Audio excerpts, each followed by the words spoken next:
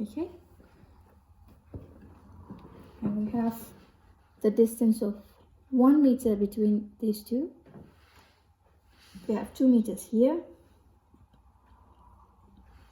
and we have 1.5 meters there.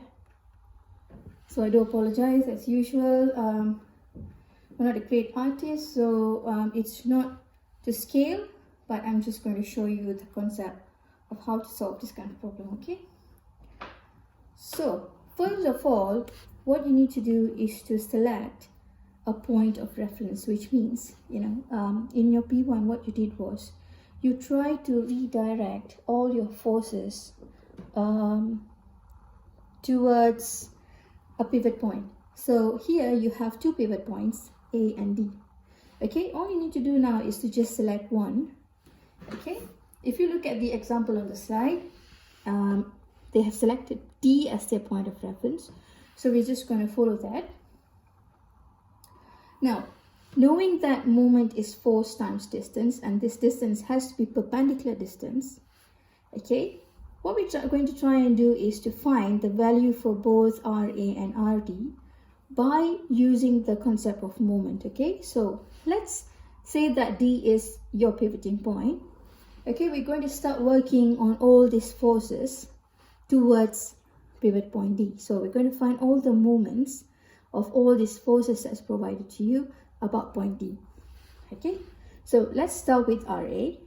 We have RA as your force. Okay, and the perpendicular distance that will take this RA straight to point D, or the pivoting point D, would be 1 plus 2 plus 1.5, which is 4.5 meters. Okay, all right, and that has to be positive because it is rotating in the clockwise direction.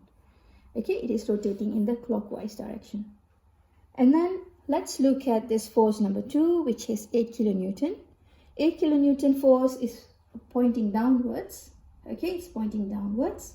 And for me to take this 8 kilonewtons or rotate it about point D, I'll have to rotate it for 2 plus 1.5 meters, which is 3.5 meters in the anti-clockwise direction. Okay, so this is your force. Force is pointing downwards, and this is your perpendicular direction. Okay, so force times your perpendicular direction. Okay, we'll use a minus there. 8 times 3.5. And why it's a minus is because it's rotating in the anti-clockwise direction. Okay, and then we have another force here, force of 4 kilonewton. Okay, this is again another force that is going to be rotating in the anti-clockwise direction this way. Okay, so put a negative sign there. So it'll be a 4 there, and the perpendicular distance that will rotate this about point D will be 4 times 1.5 meters. And that's it. And that will be equivalent to 0. Why it will be equivalent to 0 is because you want a balanced system. You want it to be, what you call in equilibrium. Okay, so you don't want it to be bending. You just want it to be, in static position. Don't want it to be bending or moving or whatever.